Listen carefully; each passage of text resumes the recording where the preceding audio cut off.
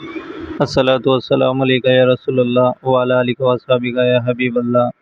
نبی کریم صلی اللہ تعالیٰ علیہ وآلہ وسلم نے جمعے پہ کیا فرمایا، کیا ارشادات؟ آئیے حدیث پاک سنتے ہیں۔ حضرت سعد ابن معاذ رضی اللہ تعالیٰ عنہ بیان فرماتے ہیں کہ محبوب خدا صلی اللہ تعالیٰ علیہ وآلہ وسلم نے ارشاد فرمایا، جمعہ کا دن تمام دنوں کا سردار ہے اور اللہ کے نزدیک سب سے بڑا ہے، اور وہ اللہ کے نزدیک عید الاضحیٰ اور عید الفطر سے بھی بڑا ہے۔ سب سے پہلے تو یہ کہ اس میں 5 خصوصیات ہیں۔ اللہ تبارک و تعالیٰ نے یعنی اسی میں آدم علیہ الصلوۃ والسلام کو پیدا کیا اور اسی میں زمین پر اتارا اور اسی میں انہیں وفات دی، اور اس میں ایک ساتھ یعنی جمعے میں ایک ساتھ ایسی آتی ہے کہ بندہ اس وقت جس چیز کا سوال کرے اللہ تبارک و تعالیٰ اسے عطا فرماتا ہے، بشرط یہ کہ حرام کا سوال نہ ہونا چاہیے۔ اور اسی دن میں قیامت جو ہے وہ قائم ہوگی، فرشتگان مقرب اور آسمان و زمین اور ہوا و پہاڑ اور دریا میں جو کوئی ایسا نہیں کہ جمعے کے دن یعنی کوئی ایسا نہیں کہ جمعے کے دن سے جو ہے وہ ڈرتا نہ ہو۔ حضرت اوس بن اوس رضی اللہ تعالیٰ عنہ جو روایت کرتے ہیں کہ نبی کریم صلی اللہ تعالیٰ علیہ وآلہ وسلم نے ارشاد فرمایا، تمہارے جو افضل دنوں میں جمعے کا دن جو ہے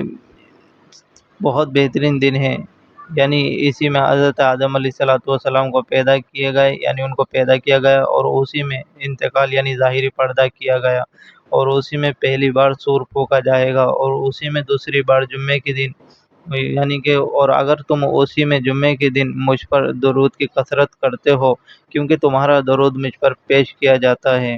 لوگوں نے عرض کی، یا رسول اللہ صلی اللہ تعالیٰ علیہ وآلہ وسلم، اس وقت تو حضور پر ہمارا درود کیوں پیش کیا جائے گا جبکہ حضور انتقال فرما چکے ہوں گے؟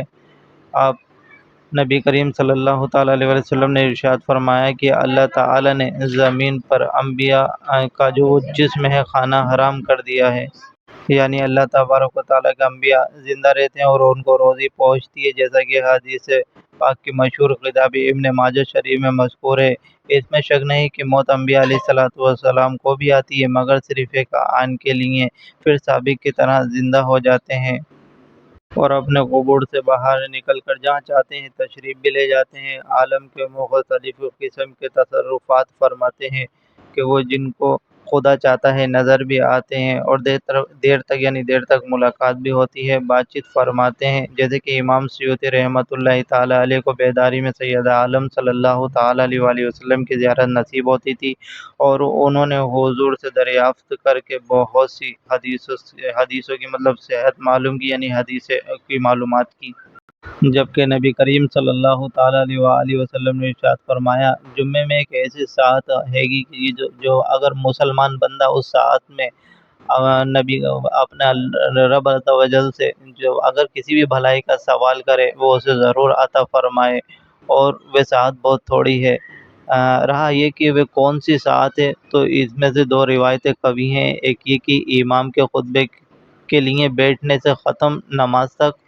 اور دوسری روایت یہ ہے کہ جمعے کی پچھلی ساعت ہے۔ چنانچہ ایک حدیث پاک میں یہ ہے کہ جمعے کے دن جس ساعت کی خواہش کی جاتی ہے اسے عصر کے بعد سے غروب آفتاب تک جو ہے وہ تلاش کرو۔ سرور کائنات نبی کریم صلی اللہ تعالیٰ علیہ وآلہ وسلم نے ارشاد فرمایا،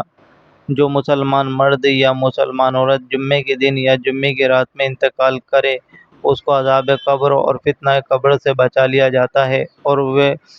خدا سے اس حال میں ملے گا کہ اس پر کچھ حساب نہ ہوگا، اور اس کے ساتھ گواہ ہوں گے جو اس کے لیے گواہی دیں گے، اور اس کے لیے شہید کا اجر لکھا جائے گا۔ نبی کریم صلی اللہ تعالیٰ علیہ وآلہ وسلم ارشاد فرماتے ہیں، جس نے اچھی طرح وضو کیا پھر نماز کے لیے آیا اور خطبہ سننے کی حالت میں چپ رہا، اس کے لیے مغفرت ہو جائے گی ان گناہوں کی جو اس جمعہ اور دوسرے جمعے کے درمیان ہیں، اور مزید 3 دن کے گناہوں کی، اور جس نے کنکری چھوئی اس نے لغو کیا، یعنی خطبہ سننے کی حالت میں اتنا کام بھی لغو میں داخل ہے کہ کنکری پڑی ہو تو اسے ہٹا دے، یعنی اگر کنکری پڑی بھی ہو تو اسے نہ چھونا ہے۔ نبی کریم صلی اللہ تعالیٰ علیہ وآلہ وسلم نے ارشاد فرمایا، 5 چیزیں جو ایک دن میں کرے گا اللہ عز و جل اس کو جنتی لکھ دے گا۔ جو مریض کو پوچھنے جائے اور جنازے میں حاضر ہو اور روزہ رکھے، جمعے کو جائے اور غلام آزاد کرے۔ نماز جمعہ اگرچہ مکہ مکرمہ میں فرض تھی، مگر غلبہ کفار کے باعث وہاں پر اس کی شروعات نہ ہو سکی۔ ہجرت کے بعد مدینہ منورہ میں پہنچ کر حضور نے ادا فرمائی۔ سرور انبیاء محبوب کبریا صلی اللہ تعالی علیہ وآلہ وسلم نے خطبہ دیتے ہوئے ارشاد فرمایا، اے لوگو، مرنے سے پہلے اللہ کی طرف توبہ کرو اور مشغول ہونے سے پہلے نیک کاموں کی طرف سبقت کرو، اور یاد خدا کی کثرت اور ظاہر و پوشیدہ صدقات کی کثرت سے اپنے رب کے ساتھ تعلقات قائم کرو۔ ایسا کرو گے تو تمہیں روزی دی جائے گی،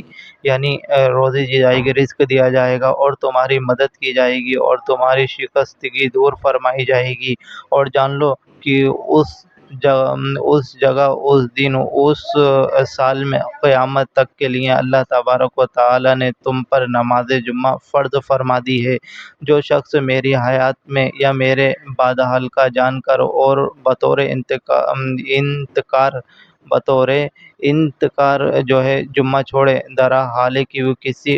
حاکم اسلام کے ماتحت ہو، تو اللہ تبارک و تعالی نہ اس کی پریشانی دور فرمائے گا، نہ اس کے کام میں برکت دے گا۔ آگاہ ہو جاؤ، اس کے لیے نہ نماز ہے، نہ زکوٰۃ ہے، نہ حج، نہ نیکی، جب تک توبہ نہ کر لے۔ اور جو شخص توبہ کرتا ہے، اللہ تبارک و تعالی اس کی توبہ قبول فرماتا ہے۔ رسول اللہ صلی اللہ تعالی علیہ وآلہ وسلم نے جمعہ چھوڑ دینے والوں کے بارے میں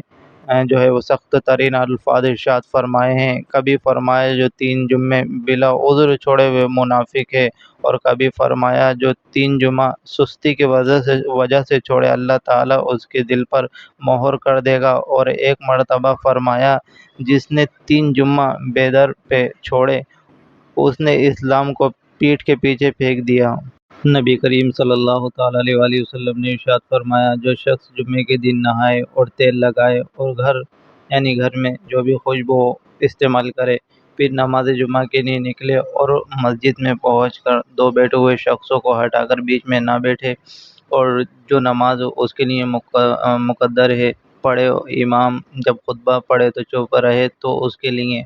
ان گناہوں کی جو اس جمعے اور دوسرے جمعے کے درمیان ہے مغفرت ہو جائے گی۔ نبی کریم صلی اللہ تعالی علیہ وآلہ وسلم نے ارشاد فرمایا، جو جمعے کے دن نہائے اس کے گناہ اور خطا مٹا دی جاتی ہے، اور جب جمعے کے لیے چلنا شروع کرتا ہے تو ہر قدم پر 20 سال کا جو ہے عمل لکھا جاتا ہے، اور جب نماز سے فارغ ہو تو اسے 200 برس کا اجر ملتا ہے۔ نبی کریم صلی اللہ تعالی علیہ وآلہ وسلم نے ارشاد فرمایا، جمعے میں 3 قسم کے لوگ حاضر ہوتے ہیں۔ ایک وہ جو لغو کے ساتھ حاضر ہوا، یعنی کوئی ایسا کام کیا جس سے کہ ثواب جاتا رہے، مثلاً خطبے کے وقت کلام کیا یا کنکریاں چھوئی، تو اس کا حصہ جمعے میں وہ لغو ہے۔ اور ایک وہ شخص ہے جس سے کہ اللہ سے، یعنی اس نے اللہ سے دعا کی تو اللہ تبارک و تعالی چاہے تو اسے دے، اور وہ اللہ تبارک و تعالی چاہے تو نہ دے۔ اور ایک وہ شخص ہے یعنی جو سکوت کے ساتھ حاضر ہوا، یعنی سکون اور اہتمام یعنی آرام کے ساتھ حاضر ہوا مسجد میں، اور نہ اس نے کسی مسلمان کی گردن پھلانگی اور نہ کسی کو ایذا دی، یعنی نہ اس کو تکلیف دی جمعے کے لیے، یعنی اس کے لیے جمعہ کفارہ ہے۔ آئندہ جمعہ اور 3 دن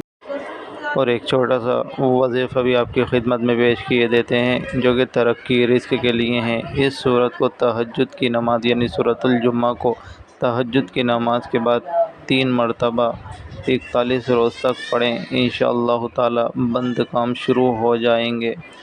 اور حصول رزق میں آسانی پیدا ہوگی، یعنی رزق بھی بہتر طریقے سے آنے لگے گا انشاءاللہ تعالی۔ السلام علیکم ورحمۃ اللہ وبرکاتہ۔